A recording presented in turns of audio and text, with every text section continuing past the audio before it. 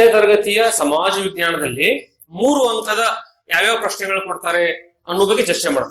ಅದರಲ್ಲಿ ಮುಖ್ಯವಾಗಿ 6 ವಿಭಾಗಗಳು: ಇತಿಹಾಸ, ರಾಜಶಾಸ್ತ್ರ, ಸಮಾಜಶಾಸ್ತ್ರ, ಭೂಗೋಳಶಾಸ್ತ್ರ, ಅರ್ಥಶಾಸ್ತ್ರ ಮತ್ತು ವ್ಯವಹಾರ ಅಧ್ಯಯನ.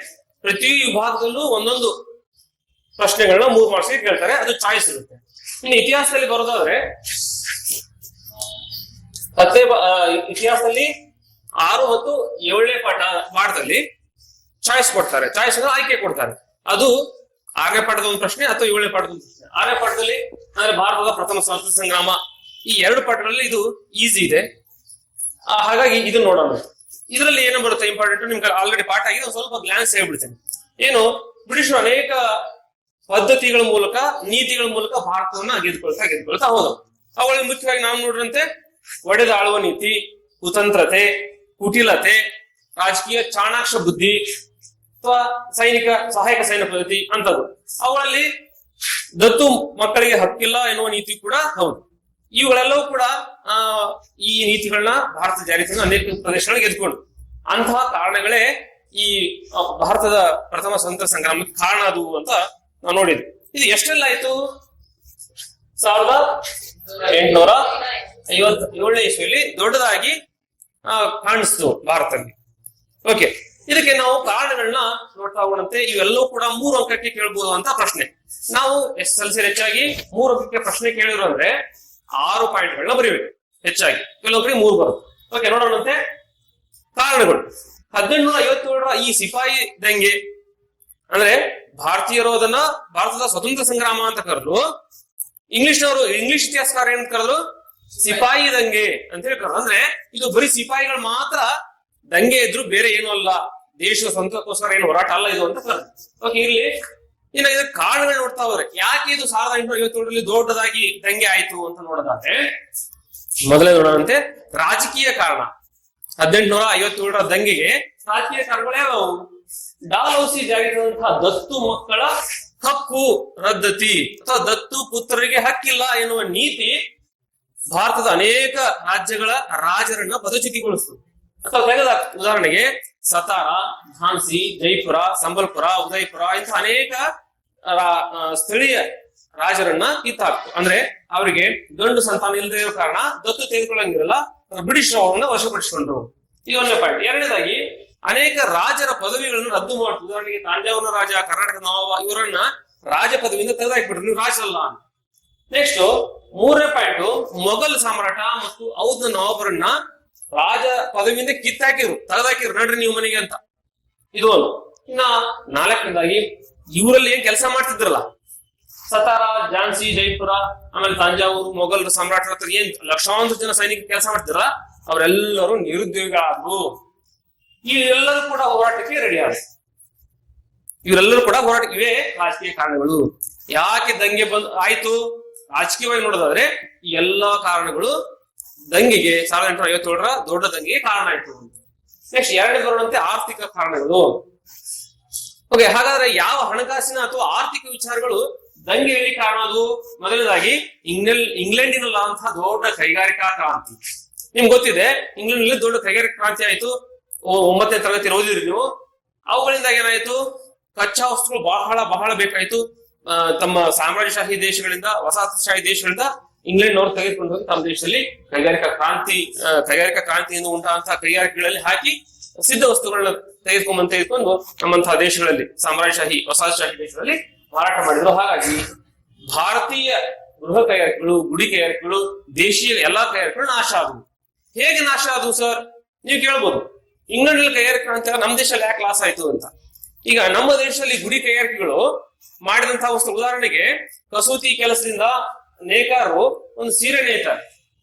ಸೀರೆ ನೇದಂತಹ ಆ ಸೀರೆ 100 ರೂಪಾಯಿ ಬೆಲೆ ಬಾಳುತ್ತೆ ಅನ್ಕೊಳ್ಳೋಣ, ಮಾರಾಟ ಮಾಡ್ಲಿಕ್ಕೆ ಹೋಗ್ತಾರೆ 100 ರೂಪಾಯಿ ಅಂತ. ಅದೇ ಬಟ್ಟೆನ ಇಂಗ್ಲೆಂಡ್ ನಲ್ಲಿ ಮಿಷಿನ್ ನಲ್ಲಿ 10 ರೂಪಾಯಿ ರೆಡಿ ಮಾಡ್ತಾರೆ. ಅವಾಗ ಏನಾಗುತ್ತೆ? ಇಂಗ್ಲೆಂಡ್ ನ ಕೈಗಾರಿಕಾ ಕ್ರಾಂತಿ ಅಂದ್ರೆ ಒಂದ್ ದಿವಸಕ್ಕೆ ಸುಮಾರು ಸಾವಿರಾರು ಲಕ್ಷಾಂತರ ಪೀಸ್ ಸೀರೆ ಹೊರ ಬರೋದ್ರಿಂದ ರೇಟ್ ಕಡಿಮೆ ಆಗುತ್ತೆ. ಇವರು ಕೈಯಿಂದ ಗುಡಿ ಕೈಗಾರಿಕೆಯಲ್ಲಿ ಕಸೂತಿ ಮಾಡಿ ನೇಯೋದ್ರಿಂದ ರೇಟ್ ಜಾಸ್ತಿ ಆಗುತ್ತೆ. ಹಾಗಾಗಿ ಇವುಗಳಿಗೆ ಸ್ಪರ್ಧಿಸಲಾರದೆ ಹೋದವು ಭಾರತೀಯ ಕೈಗಾರಿಕೆಗಳು. ಹಾಗಾಗಿ ಗೃಹ ಕೈಗಾರಿಕೆಗಳು ನಾಶ ಆದವು ಅಂತ ಮೊದಲನೇ ಪಾಯಿಂಟ್. ಅರ್ಥ ಆಯ್ತಲ್ಲ? ಓಕೆ, ಇನ್ನು 2ನೇದಾಗಿ ನೋಡೋದಂತೆ ಇಲ್ಲಿ ಕೆಲಸ ಮಾಡ್ತಿರ್ತಕ್ಕಂಥ ಕರಕುಶಲ ಕೆಲಸಗಾರರು, ನೇಕಾರರು ಎಲ್ಲರೂ ನಿರುದ್ಯೋಗಿಗಳಾದ್ರು. ಊಟಕ್ಕೆ ಇಲ್ಲಂಗ ಆಗ್ಬಿಡ್ತು. ಯಾಕೆ ಹೇಳ್ರಿ, ಎಲ್ಲ ಭಾರತದ ಗೃಹ ಕಾರ್ಯಗಳು ಮುಚ್ಕೊಂಡು ಹೋದು, ಇವರು ನಿರುದ್ಯೋಗಿಗಳಾದ್ರು. ಇದು 2ನೇ ಪಾಯಿಂಟ್, ಆರ್ಥಿಕ ಕಾರಣ. ಇನ್ನು 3ನೇದಾಗಿ, ಭಾರತದ ವಸ್ತುಗಳಿಗೆ ಇಂಗ್ಲೆಂಡ್ ನಲ್ಲಿ ದುಬಾರಿ ಸುಂಕ ಹೇಳಿದ್ರು. ಸರ್ ಇದು ಹೆಂಗೆ ಆಗುತ್ತೆ? ಉದಾಹರಣೆ ಹೇಳ್ತೀನಿ. ಭಾರತದ ಸೀರೆಗಳು 100 ರೂಪಾಯಿ ಆದ್ರೂ ಕೂಡ ಅಲ್ಲಿ ಕೊಂಡ್ಕೊಳ್ಳೋರು ಇದ್ರು. ಇಂಗ್ಲೆಂಡ್ ನಲ್ಲಿ ಭಾರತೀಯ ವಸ್ತುಗಳನ್ನ ಕೊಂಡ್ಕೊಳ್ಳುವಂತಹ, ಪ್ರೀತಿಸುವಂತಹ ಮನುಷ್ಯರಲ್ಲಿ ಇದ್ರು.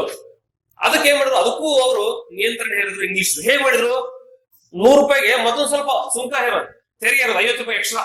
ಅಲ್ಲಿ ಏನಾಯ್ತು, 100 ರೂಪಾಯಿದು ಸೀರೆ 150 ರೂಪಾಯಿ ಆಯ್ತು ಮಾರಾಟ. 10 ರೂಪಾಯಿ ಸೀರೆ ಸಿಗುತ್ತದೆ, 150 ರೂಪಾಯಿ ಸೀರೆ ಯಾಕೆ ಅಂತಾರೆ. ಹಾಗಾಗಿ ಏನಾಯ್ತು, ಭಾರತೀಯ ವಸ್ತುಗಳು ಇಂಗ್ಲೆಂಡ್ ನಲ್ಲೂ ಮಾರಾಟ ಆಗಿಲ್ಲ. ಹಾಗೆ ಮಾಡ್ಬಿಟ್ರು. ಇದು ಆರ್ಥಿಕ ಕಾರಣ. ನೆಕ್ಸ್ಟ್ 4ನೇದಾಗಿ, ರೈತರು ಭಾರತೀಯ ರೈತರನ್ನ ಜಮೀನ್ದಾರರು ಶೋಷಣೆ ಮಾಡಿದ್ರು. ಈ ಜಮೀನ್ದಾರಿ ಪದ್ಧತಿಯಿಂದ ಬ್ರಿಟಿಷರಿಂದ. ಹಾಗಾಗಿ ಬ್ರಿಟಿಷರು ಬಂದಿದ್ರಿಂದಾಗಿ ಭಾರತೀಯ ರೈತರು ಶೋಷಣೆಗೊಳಗಾದ್ರು. ಹಾಗಾಗಿ ಅವರು ಈ ಯುದ್ಧಕ್ಕೆ ರೆಡಿ ಆದ್ರು. ಬ್ರಿಟಿಷ್ ವಿರುದ್ಧ ದೊಡ್ಡ ಯುದ್ಧ ಮಾಡ್ಲಿಕ್ಕೆ ರೆಡಿ ಆದ್ರು ಅಂತ ರೈತರು. ನೋಡ್ರಿ, ಈಗ ಯಾರು ಬಂದ್ರು, ನೇಕಾರರು ಬಂದ್ರು, ಕರಕುಶಲ ಕೆಲಸಗಾರರು ಬಂದ್ರು, ಸೈನಿಕರು ಬಂದ್ರು ಯುದ್ಧಕ್ಕೆ. ಈಗ ರೈತರು ಕೂಡ ಯುದ್ಧಕ್ಕೆ ರೆಡಿ ಆದ್ರು ಅವ್ರ ವಿರುದ್ಧ ಯುದ್ಧ ಮಾಡ್ಲಿಕ್ಕೆ. ನೆಕ್ಸ್ಟ್ ಈಗ ತಾಲೂಕುದಾರರ ಸರದಿ. ತಾಲೂಕುದಾರರು ಅಂತ ಶ್ರೀಮಂತರಿದ್ರು, ಅವ್ರನ್ನೆಲ್ಲ ತೆಗೆದಾಕ್ಬಿಟ್ರು. ನೋಡಿ ನೀವು ಕಂದಾಯ ವಸೂಲಿ ಮಾಡೋ ಬೇಡ ಅಂತ. ಹಾಗೇನಾಯ್ತು, ಅವರು ಕೂಡ ಯುದ್ಧದಲ್ಲಿ ಪಾಲ್ಗೊಳ್ಳಿಕ್ಕೆ ಪ್ರಾರಂಭಿಸಿದ್ರು. ಇನ್ನು ಕೊನೆಯದಾಗಿ, ಇನಾಮ್ ಕಮಿಷನ್ ಅಂತ ಒಂದು ಕಮಿಷನ್ ನೇಮಕ ಮಾಡಿ ಯಾರ್ಯಾರಿಗೆ ಫ್ರೀ ಆಗಿ ಭೂಮಿ ಕೊಟ್ಟಿದ್ರಲ್ಲ ಹಿಂದಿನ ರಾಜರುಗಳು, ಈಗ ಪುರೋಹಿತರಿಗೆ, ಬಡವರಿಗೆ ಅಥವಾ ಸಿಂಗರ್ಸ್ಗೆ, ಆಸ್ಥಾನದಲ್ಲಿದ್ದಂತಹ ದೊಡ್ಡ ದೊಡ್ಡ ಬುದ್ಧಿವಂತರಿಗೆ ಇನಾಮ್ ಭೂಮಿ ಕೊಟ್ಟಿದ್ರು. ಇನಾಮ್ ಅಂದ್ರೆ ಬಹುಮಾನವಾಗಿ ಭೂಮಿ ಕೊಟ್ಟಿದ್ರು. ಕೆಲವೊಂದು ಭೂಮಿಯನ್ನ ನೀವೇ, ಉದಾಹರಣೆ ಒಂದು ಶಾಲೆ ವಸೂಲಿ ಭೂಮಿ ಕೊಡೋದು, ನೀವೇ ಆ ಶಾಲೆ ಅದರಿಂದ ಬಂದಂತಹ ತೆರಿಗೆಯನ್ನ ನೀವೇ ವಸೂಲಿ ಮಾಡಿ ನೀವೇ ಬಳಸಿ ನಿಮ್ಮ ಸಂಸ್ಥೆನ. ಆ ಇನಾಮ್ ಭೂಮಿಯನ್ನ ಬ್ರಿಟಿಷ್ ವಾಪಸ್ ಪಡೆದ್ರು. ಈ ಎಲ್ಲಾ ಆರ್ಥಿಕ ಕಾರಣಗಳಿಂದ ಭಾರತೀಯರು ಬ್ರಿಟಿಷರ ವಿರುದ್ಧ ಹೋರಾಟ ಮಾಡ್ಲಿಕ್ಕೆ ಸಜ್ಜಾದ್ರು.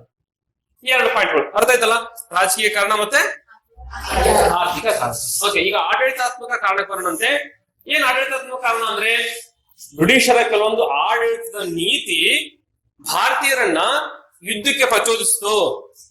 ಹಾಗಾದ್ರೆ ಯಾವ್ಯಾವ ಕಾರಣಗಳು ಆಡಳಿತಾತ್ಮಕ ಕಾರಣಗಳು ಭಾರತೀಯರನ್ನ ಬ್ರಿಟಿಷ್ ವಿರುದ್ಧ ಪ್ರಚೋದಿಸಿತು ನೋಡೋಣಂತೆ. ಮೊದಲನೇದಾಗಿ, ಹೊಸ ನಾಗರಿಕ ಮತ್ತು ಅಪರಾಧ ಕಾಯ್ದೆ. ಅವರೊಂದು ಕೋಡ್ ತಂದ್ರು. ಕೋಡ್ ಅಂದ್ರೆ ಭಾರತೀಯ ಮೊದಲಿಂದ ಒಂದು ಭಾರತದಲ್ಲಿ ರೂಲ್ಸ್ ಇತ್ತು. ಆ ರೂಲ್ಸ್ ಅನ್ನು ತೆಗೆದುಬಿಟ್ಟು ತಮ್ಮದೇ ಆದ ಒಂದು ರೂಲ್ಸ್ ಅನ್ನ ಜಾರಿಗೆ ತಂದ್ರು. ಇದು ಭಾರತೀಯರಿಗೆ ಹಿಡಿಸಲಿಲ್ಲ. New civil and criminal act, ಹೊಸ ಕಾನೂನು ಜಾರಿ ತಂದ್ರು. ಓಕೆ, 2ನೇದಾಗಿ, ಈ ಕಾನೂನು ಬ್ರಿಟಿಷರ ಕಾನೂನು ಜಾರಿ ತಂದಂತಹ ಕಾನೂನು ಪಕ್ಷಪಾತವಾಗಿತ್ತು. ಅಂದ್ರೆ ಬ್ರಿಟಿಷರಿಗೆ ಅನ್ವಯಿಸ್ತಿರ್ಲಿಲ್ಲ, ಭಾರತೀಯರಿಗೆ ಅನ್ವಯಿಸ್ತಿತ್ತು. ಮತ್ತು ಭಾರತೀಯರಿಗೆ ಪ್ರತ್ಯೇಕ ನಿಯಮ, ಬ್ರಿಟಿಷ್ ಒಂದು ನಿಯಮ, ಭಾರತೀಯರಿಗೆ ಒಂದು ನಿಯಮ ಮಾಡಿದ್ರಿಂದ ಭಾರತೀಯರಿಗೆ ಹಿಡಿಸಲಿಲ್ಲ. ಓಕೆ, ನ್ಯಾಯಾಲಯದ ಭಾಷೆ ಇಂಗ್ಲಿಷ್ ಭಾಷೆ ಆಗಿತ್ತು. ಭಾರತೀಯರಿಗೆ ಯಾರಿಗೂ ಬರ್ತಾ ಇರಲಿಲ್ಲ. ಈಗ ನಮಗೊಂದು ಏನಾರ ಕೇಸ್ ಹಾಕ್ಯಾರೆ, ನಾನು ಹೋಗಿ ಕೋರ್ಟ್ ನಲ್ಲಿ ನಿಂತ್ಕೊಂಡಿದ್ದೀನಿ. ಕೋರ್ಟ್ ನಲ್ಲಿ ನಿಂತ್ಕೊಂಡಾಗ ಮಾತಾಡ್ಬೇಕಲ್ಲ, ಇಂಗ್ಲಿಷ್ ಅಲ್ಲಿ ಮಾತಾಡ್ರಿ ಅಂದ್ರೆ ನಾವು ಏನ್ ಮಾತಾಡ್ಬೇಕು? ಅಥವಾ ಅವ್ರು ತೀರ್ಪು ಕೊಟ್ಟರು ಅಂದ್ರೆ, ಬ್ರಿಟಿಷ್ ನ್ಯಾಯಾಧೀಶರು ತೀರ್ಪು ಕೊಟ್ರೆ ನಮಗೆ ಅರ್ಥ ಆಗಲ್ಲ. ಆ ರೀತಿ ಬ್ರಿಟಿಷ್ ಭಾಷೆ ಅಂದ್ರೆ ಇಂಗ್ಲಿಷ್ ಭಾಷೆ ನ್ಯಾಯಾಲಯದ ಭಾಷೆ ಆಗಿತ್ತು. ಹಾಗಾಗಿ ಜನರಿಗೆ ಅರ್ಥ ಆಗಲಿಲ್ಲ. ನೆಕ್ಸ್ಟ್ 4ನೇದು, ನ್ಯಾಯಾಧೀಶರು ಅಂದ್ರೆ ಬ್ರಿಟಿಷ್ ನ್ಯಾಯಾಧೀಶರು ಇಂಗ್ಲಿಷರ ಪರವಾಗಿ ತೀರ್ಪು ಕೊಡ್ತಾ ಇದ್ರು. ಇಂಗ್ಲಿಷರ ಪರವಾಗಿ ತೀರ್ಪು ಅಂದ್ರೆ ಅವರ ಪರವಾಗಿ ಅವರಿಗೆ ಅನುಕೂಲ ಆಗೋ ರೀತಿಯಲ್ಲಿ, ಭಾರತೀಯರಿಗೆ ತೊಂದರೆ ಆಗೋ ರೀತಿಯಲ್ಲಿ ಅವರು ಪಕ್ಷಪಾತವಾಗಿ ನಿರ್ಣಯ ನೀಡ್ತಾ ಇದ್ರು. ನೆಕ್ಸ್ಟ್ ಲಾಸ್ಟ್ ಕೊನೆಯದಾಗಿ, ಹೊಸ ಕಾನೂನು ಅಂದ್ರೆ ಇವರು ತಂದಂತಹ ಹೊಸ ಕಾನೂನುಗಳು ಕ್ಲಿಷ್ಟತೆಯಿಂದ ಕೂಡಿದ್ವು. ಜನರಿಗೆ ಅದರ ಜ್ಞಾನ ಇರಲಿಲ್ಲ. ಹಾಗಾಗಿ ಭಾರತೀಯರು ಇಳಿಸಿಲ್ಲ. ಭಾರತೀಯರೆಲ್ಲ ಕೂಡ ಬ್ರಿಟಿಷರ ವಿರುದ್ಧ ಒಂದು ದೊಡ್ಡ ಹೋರಾಟಕ್ಕೆ ಸಜ್ಜಾದ್ರು. ಇದು ಆಡಳಿತಾತ್ಮಕ ಕಾರಣ. ನೆಕ್ಸ್ಟ್ ಇನ್ನೊಂದು ಕಾರಣ, ಸೈನಿಕ ಕಾರಣ. ಏನ್ ಸೈನಿಕ ಕಾರಣ? ಇದನ್ನ ಎಕ್ಸಾಮ್ ಪ್ರಶ್ನೆ 3 ವರ್ಷಕ್ಕೆ ಕೇಳ್ಬೋದು. ಸೈನಿಕ ಕಾರಣಗಳು ಯಾವುವು ಅಂತ. ಏನೇನು ಅದು 3 ಪಾಯಿಂಟ್ ಬರೆದ್ರೆ ಸಾಕಿರುತ್ತೆ. ಏನೇನು ಸೈನಿಕ ಕಾರಣ? ಭಾರತೀಯ ಸೈನಿಕರ ಸ್ಥಿತಿ ಬ್ರಿಟಿಷರು ನಡೆಸುವಂತಹದ್ದು ಚಿಂತಾಜನಕವಾಗಿತ್ತು.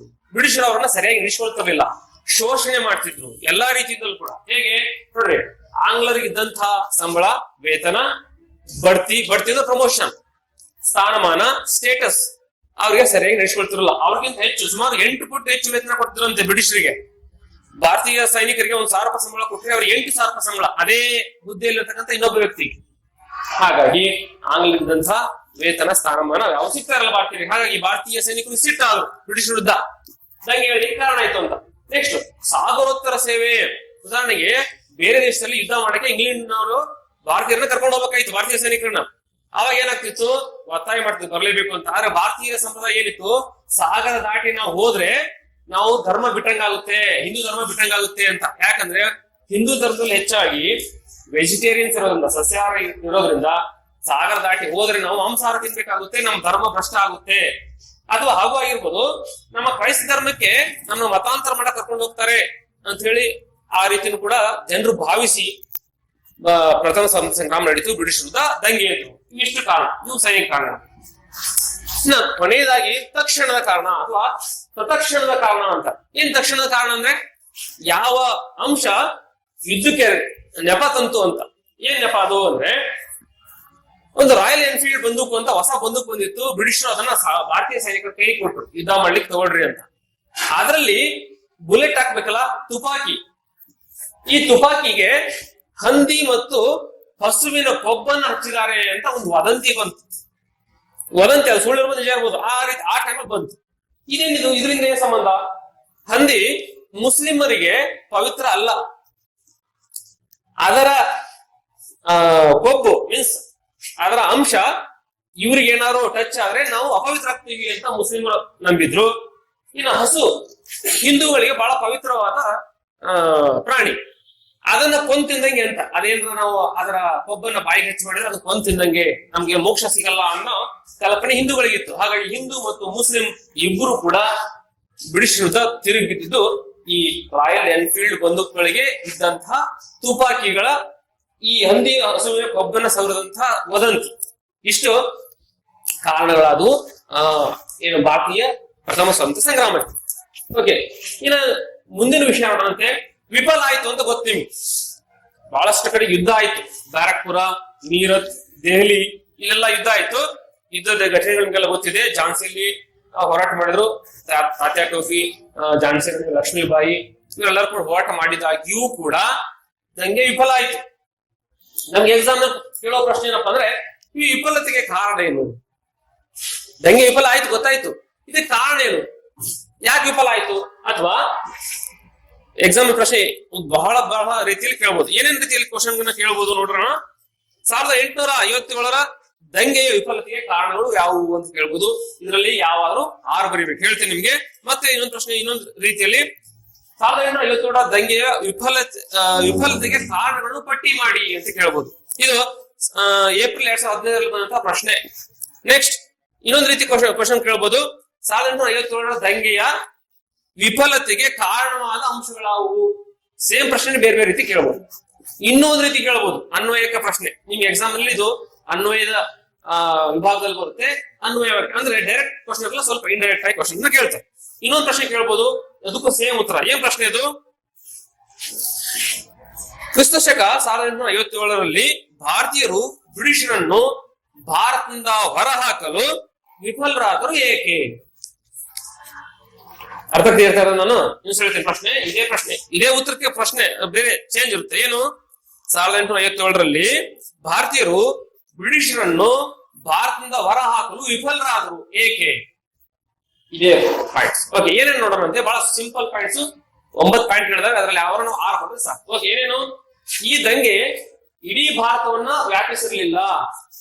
ಕೆಲವೊಂದು ಉತ್ತರ ಭಾರತದ ಕೆಲವೊಂದು ಕಡೆ ಮಾತ್ರ, ದೆಹಲಿ, ಮೀರತ್, ಬ್ಯಾರಕ್ಪುರ್, ಕಾನ್ಪುರ, ಝಾನ್ಸಿ ಇಲ್ಲಿ ಮಾತ್ರ ಇದ್ದಿಂದಾಗಿ ಇದು ಇಡೀ ದೇಶದಾದ್ಯಂತ ಹಬ್ಬಿಲ್ಲ. ಇಡೀ ದೇಶದಾದ್ಯಂತ ಹಬ್ಬಿದ್ರೆ ಏನಾಗುತ್ತೆ, ಭಾರತೀಯರೆಲ್ಲರೂ ಸೇರಿ ಯುದ್ಧ ಮಾಡಿದ್ರೆ ಅವತ್ತೇ ಬ್ರಿಟಿಷ್ ಭಾರತದಿಂದ ಹೊರಟೋಗ್ಬಿಡ್ತಿದ್ರು ಅಂತ ಪಾಯಿಂಟ್.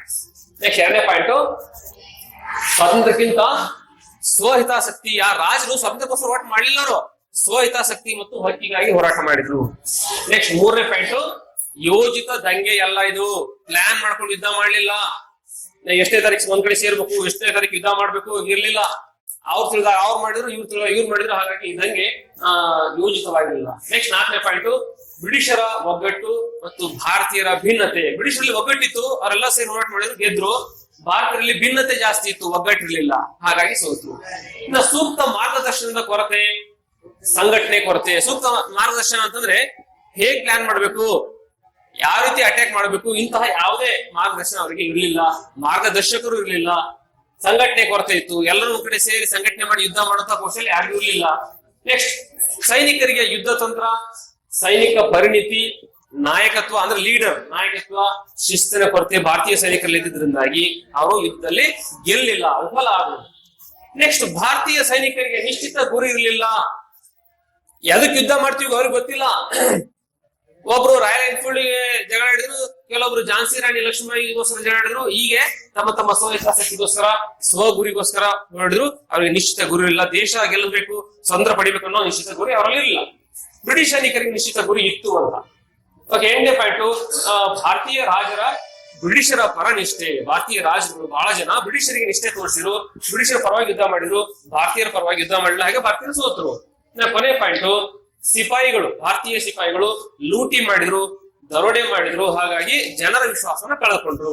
ಹಾಗಾಗಿ ದಂಗೆ ಪೂರ್ಣವಾಗಿ ಯಶಸ್ವಿ ಆಗಿಲ್ಲ, ವಿಫಲ ಆಯ್ತು. ಇಷ್ಟು ಪಾಯಿಂಟ್ ವಿಫಲತೆಗೆ ಕಾರಣ. ಇದು ಬಹಳ ಸಲ ಎಕ್ಸಾಮ್ ಇದೆ, ಪ್ರಶ್ನೆ ಕೇಳಿರೋದು. ಓಕೆ, ನೆಕ್ಸ್ಟ್ ಪರಿಣಾಮ ನೋಡೋಣಂತೆ. ಏನ್ ಪರಿಣಾಮ? ಸುಮಾರು 5 ಪರಿಣಾಮಗಳಿದಾವೆ. ಇದ್ರಲ್ಲಿ 2 ರೀತಿ ಪ್ರಶ್ನೆಗಳು ಕೇಳ್ತಾರೆ. 1857ರಂಗೆ ಪರಿಣಾಮಗಳು ಯಾವುವು ಅಂತ ಕೇಳ್ಬೋದು, ಅಥವಾ 1858ರ ರಾಣಿಯ ಘೋಷಣೆಯ ಅಂಶಗಳಾವುವು ಅಂತ ಕೇಳ್ಬೋದು. ಎಲ್ಲ ಇದರಲ್ಲೇ ಕೇಳ್ಸೋಣ. ಓಕೆ, ಏನ್ ಪರಿಣಾಮ ಆಯ್ತು? 1857ರಂಗೆ ವಿಫಲ ಆಯ್ತು. ಇದರಿಂದ ಒಂದು ಫಲಿತಾಂಶ ಬಂತು. ಏನ್ ಫಲಿತಾಂಶ? ಮೊದಲನೇದು, ಈಸ್ಟ್ ಇಂಡಿಯಾ ಕಂಪನಿ ಆಳ್ವಿಕೆ ಕೊನೆಗೊಳ್ತು, ನೇರವಾಗಿ ಬ್ರಿಟಿಷ್ ರಾಣಿಯ ಆಳ್ವಿಕೆ ಮಾಡಲಿಕ್ಕೆ ಪ್ರಾರಂಭಿಸಿದ್ಲು. ನೆಕ್ಸ್ಟ್, ಎರಡನೇದಾಗಿ ಭಾರತದ ವ್ಯವಹಾರ ಕಾರ್ಯದರ್ಶಿಯನ್ನು ಹುದ್ದೆ ಸೃಷ್ಟಿ ಮಾಡಿ ಭಾರತದ ವ್ಯವಹಾರವನ್ನು ನೋಡ್ಕೊಳ್ಳಿಕ್ಕೆ ಅವನಿಗೆ ಜವಾಬ್ದಾರಿ ಕೊಟ್ಟರು. ನೆಕ್ಸ್ಟ್, ಮೂರನೇದಾಗಿ 1858ರಲ್ಲಿ ರಾಣಿನೇ ಯುದ್ಧ ಆದ ನೆಕ್ಸ್ಟ್ ವರ್ಷ ಒಂದು ಘೋಷಣೆ ಮಾಡಿದ್ರು. ಅದಕ್ಕೆ ನಾವು ಭಾರತದ ಮ್ಯಾಗ್ನಾ ಕಾರ್ಟಾ ಅಂತ ಕರಿತೀವಿ. ಅದರ ಪಾಯಿಂಟ್ ಏನೇನು? ಕಂಪನಿ ಮತ್ತು ದೇಶಿ ರಾಜರ ಒಪ್ಪಂದ ಮಾನ್ಯ ಮಾಡಿದ್ರು. ಅಂದ್ರೆ ಕಂಪನಿ ಅಂದ್ರೆ ಈಸ್ಟ್ ಇಂಡಿಯಾ ಕಂಪನಿ, ಹಿಂದೆ ಏನ್ ಈಸ್ಟ್ ಇಂಡಿಯಾ ಕಂಪನಿ ಇತ್ತು, ಆ ಈಸ್ಟ್ ಇಂಡಿಯಾ ಕಂಪನಿ ಮಾಡಿಕೊಂಡ ಎಲ್ಲಾ ಒಪ್ಪಂದಗಳು ಭಾರತೀಯರೊಂದಿಗೆ ಅದನ್ನು ಮುಂದುವರಿಯುತ್ತೆ ಅಂತ ಹೇಳಿ. ನೆಕ್ಸ್ಟ್, ಪ್ರಾದೇಶಿಕ ವಿಸ್ತರಣೆ ನಿಲ್ಸಿರು. ಏನ್ ಪ್ರಾದೇಶಿಕ ವಿಸ್ತರಣೆ ಅಂದ್ರೆ? ಯುದ್ಧ ಮಾಡಂಗಿಲ್ಲ ಮೇಲೆ ಭಾರತದಲ್ಲಿ ಇದ್ದು ನೋಡ್ಕೊಂಡು ಹೋಗ್ತೀವಿ ದೇಶವನ್ನ, ಯುದ್ಧ ಮಾಡಂಗಿಲ್ಲ, ವಿಸ್ತರಣೆ ಮಾಡೋದಿಲ್ಲ. ನೆಕ್ಸ್ಟ್, ಸುಭದ್ರ ಸರ್ಕಾರ ಕೊಡ್ತೀವಿ, ಭಾರತೀಯ ಜನರಿಗೆ ಸುಭದ್ರ ಸರ್ಕಾರ ಒದಗಿಸ್ತೀವಿ, ಶಾಂತಿಯನ್ನು ಕಾಪಾಡ್ತೀವಿ ಅಂತ. ಇನ್ನು ಕಾನೂನು ಮುಂದೆ ಎಲ್ಲರೂ ಸಮಾನರು. ಮೊದಲು ಬ್ರಿಟಿಷರಿಗೊಂದು ಭಾರತೀಯರಿಗೊಂದು ಕಾನೂನು ಇತ್ತಲ್ಲ, ಅದನ್ನ ಹಾಗಿಲ್ಲ, ನಾವೆಲ್ಲರೂ ಸಮಾನಾಗಿ ನೋಡ್ತೀವಿ ಅಂತ ಭರವಸೆ ಕೊಟ್ಟರು. ಇನ್ನು ಧಾರ್ಮಿಕ ಹಸ್ತಕ್ಷೇಪ ಮಾಡೋದಿಲ್ಲ, ಧಾರ್ಮಿಕ ಸಹಿಷ್ಣುತೆಯನ್ನು ಕಾಪಾಡ್ತೀವಿ ಅಂತ. ನೆಕ್ಸ್ಟ್, 4ನೇದಾಗಿ ಇದು 1858ರ ರಾಣಿ ಘೋಷಣೆ ಅಥವಾ ಮ್ಯಾಗ್ನಾ ಕಾರ್ಟಾದ ಅಂಶಗಳು. ಇಷ್ಟು ಪಾಯಿಂಟ್. ಇನ್ನು 4ನೇ ಪಾಯಿಂಟ್, ಭಾರತೀಯರ ಬೆಂಬಲ ಇಲ್ಲದೆ ದೇಶನ ಆಳ್ವಿಕೆ ಮಾಡ್ಲಿಕ್ಕೆ ಸಾಧ್ಯ ಇಲ್ಲ ಅಂತ ಬ್ರಿಟಿಷ್ ಗೊತ್ತಾಯ್ತು. ಈಗ ಭಾರತೀಯರ ದಂಗೆ ಇದ್ರೆ ನಾವು ಉಳಿಯೋದಿಲ್ಲ, ಅವರನ್ನ ನಾವು ಶಾಂತವಾಗಿ ತೆಗೆದುಕೊಂಡು ಹೋಗ್ಬೇಕು, ಆ ಭಾರತೀಯರ ಬೆಂಬಲ ಬೇಕು ನಮ್ಗೆ ಆಳ್ವಿಕೆ ಮಾಡ್ಲಿಕ್ಕೆ ಅಂತ ಗೊತ್ತಾಯ್ತು. ಕೊನೆಯದಾಗಿ ಭಾರತೀಯರಿಗೆ ಏನ್ ತಿಳಿತಪ್ಪ ಅಂದ್ರೆ, ನಾವು ಒಗ್ಗಟ್ಟಿಲ್ಲದೆ ಗೆಲ್ಲಲಿಕ್ಕೆ ಆಗೋದಿಲ್ಲ, ಮತ್ತೆ ಯುದ್ಧದ ಮೂಲಕ ನಾವು ಗೆಲ್ಲೋದಕ್ಕಿಂತ ಬೇರೆ ಮಾರ್ಗ ಹಿಡಿಬೇಕು ಅಂತ ಗೊತ್ತಾಯ್ತು. ನೋಡಿ, ಸ್ವಾತಂತ್ರ್ಯ ಹೋರಾಟಕ್ಕೆ ಪರ್ಯಾಯ ಮಾರ್ಗವನ್ನ ಬಳಸಲಿಕ್ಕೆ ಯೋಚನೆ ಮಾಡಿದ್ರು. ಇದು ಇಷ್ಟು ಭಾರತದ ಸ್ವಾತಂತ್ರ್ಯ ಸಂಗ್ರಾಮದ ಪರಿಣಾಮಗಳು. ಕರ್ನಾಟಕ ರಾಜ್ಯ ಪಠ್ಯಕ್ರಮ 10ನೇ ತರಗತಿ ಸಮಾಜ ವಿಜ್ಞಾನ ವಿಡಿಯೋ ಪಾಸಿಂಗ್ ಪ್ಯಾಕೇಜ್. ಇತಿಹಾಸ ವಿಭಾಗದಲ್ಲಿ 3 ಅಂಕದ ಪ್ರಶ್ನೆಗಳಿಗೆ ಇರುವ ಆಯ್ಕೆ ಭಾರತದ ಪ್ರಥಮ ಸ್ವಾತಂತ್ರ್ಯ ಸಂಗ್ರಾಮ ಮತ್ತು ಭಾರತದಲ್ಲಿ ಬ್ರಿಟಿಷ್ ಆಡಳಿತದ ಪರಿಣಾಮಗಳು. ಇದರಲ್ಲಿ ನಾವು ಇನ್ನು ಪ್ರಥಮ ಸ್ವಾತಂತ್ರ್ಯ ಸಂಗ್ರಾಮ ಬಗ್ಗೆ ನೋಡೋಣಂತೆ. ಪ್ರಥಮ ಸ್ವಾತಂತ್ರ್ಯ ಸಂಗ್ರಾಮದ ರಾಜಕೀಯ ಕಾರಣಗಳು: ದತ್ತು ಮಕ್ಕಳಿಗೆ ಹಕ್ಕಿಲ್ಲ ಎನ್ನುವ ನೀತಿ, ಇದರಿಂದ ಸತಾರ, ಝಾನ್ಸಿ, ಜೈಪುರ್ ಮೊದಲಾದ ಬ್ರಿಟಿಷರ ವಶವಾದುದು, ರಾಜ ಪದವಿಯ ರದ್ದತಿ, ರಾಜರ ಪದಚ್ಯುತಿ, ಅಧಿಕಾರ ಕಳೆದುಕೊಂಡ ರಾಜರ ಅಸಮಾಧಾನ, ಲಕ್ಷಾಂತರ ಸೈನಿಕರ ನಿರುದ್ಯೋಗ. ಪ್ರಥಮ ಸ್ವಾತಂತ್ರ್ಯ ಸಂಗ್ರಾಮದ ಆಡಳಿತಾತ್ಮಕ ಕಾರಣಗಳು: ಹೊಸ ನಾಗರಿಕ ಮತ್ತು ಅಪರಾಧ ಕಾನೂನುಗಳು, ಪಕ್ಷಪಾತದಿಂದ ಕೂಡಿದ್ದ ಕಾನೂನುಗಳು, ಇಂಗ್ಲಿಷ್ ಭಾಷೆ ನ್ಯಾಯಾಲಯದ ಭಾಷೆಯಾದುದು, ಇಂಗ್ಲಿಷರ ಪರವಾಗಿರುತ್ತಿದ್ದ ತೀರ್ಪುಗಳು, ಕಾನೂನಿನ ಆಶಯ ಜನರಿಗೆ ಅರ್ಥವಾಗಲಿಲ್ಲ. 1857ರ ದಂಗೆಯ ಆರ್ಥಿಕ ಕಾರಣಗಳು: ಇಂಗ್ಲೆಂಡ್ನಲ್ಲಾದ ಕೈಗಾರಿಕಾ ಕ್ರಾಂತಿ, ಭಾರತೀಯ ಗೃಹ ಮತ್ತು ದೇಶೀಯ ಕೈಗಾರಿಕೆಗಳ ಅವನತಿ, ಲಕ್ಷಾಂತರ ಕರಕುಶಲ ಕಾರ್ಮಿಕ ಮತ್ತು ನೇಕಾರರ ನಿರುದ್ಯೋಗ, ಭಾರತೀಯ ವಸ್ತುಗಳ ಮೇಲೆ ಇಂಗ್ಲೆಂಡ್ನಲ್ಲಿ ದುಬಾರಿ ಸುಂಕ, ಜಮೀನ್ದಾರರ ಕಂದಾಯಕ್ಕಾಗಿ ರೈತರ ಶೋಷಣೆ, ತಾಲೂಕುದಾರರ ಹಕ್ಕು ಹಿಂಪಡೆತ, ಇನಾಮ್ ಭೂಮಿಯನ್ನು ವಾಪಸ್ ಪಡೆದಿದ್ದು. ಪ್ರಥಮ ಸ್ವಾತಂತ್ರ್ಯ ಸಂಗ್ರಾಮದ ಸೈನಿಕ ಕಾರಣಗಳು: ಭಾರತೀಯ ಸೈನಿಕರ ಶೋಚನೀಯ ಸ್ಥಿತಿ, ವೇತನ ಮತ್ತು ಬಡ್ತಿಯಲ್ಲಿ ಭಾರತೀಯ ಸೈನಿಕರಿಗೆ ತಾರತಮ್ಯ, ಸಾಗರೋತ್ತರ ಸೇವೆಗೆ ಸೈನಿಕರ ಒತ್ತಾಯ, ಇದು ಸೈನಿಕರಿಗೆ ಮತಾಂತರದ ವಿಷಯವಾಗಿ ಕಂಡದ್ದು, ಬ್ರಿಟಿಷ್ ವಶವಾದ ರಾಜ್ಯಗಳ ಸೈನಿಕರ ನಿರುದ್ಯೋಗ. 1857ರ ದಂಗೆಯ ತಕ್ಷಣದ ಕಾರಣ. ರಾಯಲ್ ಎನ್ಫೀಲ್ಡ್ ಎಂಬ ಹೊಸ ಬಂದೂಕು ನೀಡಲಾಯಿತು. ಇದರ ತೋಟಗಳಿಗೆ ಹಸು ಮತ್ತು ಹಂದಿಯ ಕೊಬ್ಬು ಸವರಿದ್ದಾರೆಂಬ ವದಂತಿ ಹರಡಿತು. ಬಂದೂಕು ಬಳಸಲು ಸಿಪಾಯಿಗಳು ವಿರೋಧಿಸಿದರು. ಬ್ರಿಟಿಷರು ಒತ್ತಾಯಿಸಿದಾಗ ಮಂಗಲ್ ಪಾಂಡೆ ಅಧಿಕಾರಿಯೊಬ್ಬನನ್ನು ಕೊಂದನು. ಈ ಮಂಗಲ್ ಪಾಂಡೆಯನ್ನು ಗಲ್ಲಿಗೇರಿಸಿದಾಗ ಆತನ ಸಹಚರರು ದಂಗೆ ಎದ್ದರು. ಪ್ರಥಮ ಸ್ವಾತಂತ್ರ್ಯ ಸಂಗ್ರಾಮದ ದಂಗೆಯ ವಿಫಲತೆಗೆ ಕಾರಣಗಳು. ದಂಗೆ ಭಾರತಾದ್ಯಂತ ವ್ಯಾಪಿಸಿರಲಿಲ್ಲ. ಇದು ಸ್ವಹಿತಾಸಕ್ತಿ ಮತ್ತು ಹಕ್ಕಿಗಾಗಿ ನಡೆದ ಹೋರಾಟವಾಗಿತ್ತು. ಇದು ಅನಿರೀಕ್ಷಿತ ಕಾರಣಗಳಿಂದ ಪ್ರೇರಿತವಾದ ದಂಗೆಯಾಗಿತ್ತು. ಸೂಕ್ತ ಯೋಜನೆಯ ಕೊರತೆ, ಬ್ರಿಟಿಷರಲ್ಲಿ ಒಗ್ಗಟ್ಟು ಮತ್ತು ಭಾರತೀಯರಲ್ಲಿ ಭಿನ್ನತೆ, ಸೂಕ್ತ ಮಾರ್ಗದರ್ಶನ ಮತ್ತು ಸಂಘಟನೆಯ ಕೊರತೆ, ಯುದ್ಧತಂತ್ರ, ಸೈನಿಕ ಪರಿಣಿತಿ ಮತ್ತು ಸೂಕ್ತ ನಾಯಕತ್ವದ ಕೊರತೆ, ಶಿಸ್ತು ಮತ್ತು ಶಸ್ತ್ರಾಸ್ತ್ರಗಳ ಕೊರತೆ, ಭಾರತೀಯರಿಗೆ ನಿಶ್ಚಿತ ಗುರಿ ಇರಲಿಲ್ಲ, ಅನೇಕ ದೇಶೀಯ ರಾಜರಿಂದ ಬ್ರಿಟಿಷರಿಗೆ ಬೆಂಬಲ, ಲೂಟಿಗಳ ಮೂಲಕ ಭಾರತೀಯ ಸಿಪಾಯಿಗಳು ಜನರ ಬೆಂಬಲ ಕಳೆದುಕೊಂಡರು. ಪ್ರಥಮ ಸ್ವಾತಂತ್ರ್ಯ ಸಂಗ್ರಾಮದ ಪರಿಣಾಮಗಳು. ಕಂಪನಿ ಆಡಳಿತ ಕೊನೆಗೊಂಡು ರಾಣಿಯ ನೇರ ಆಡಳಿತ ಆರಂಭವಾಯಿತು.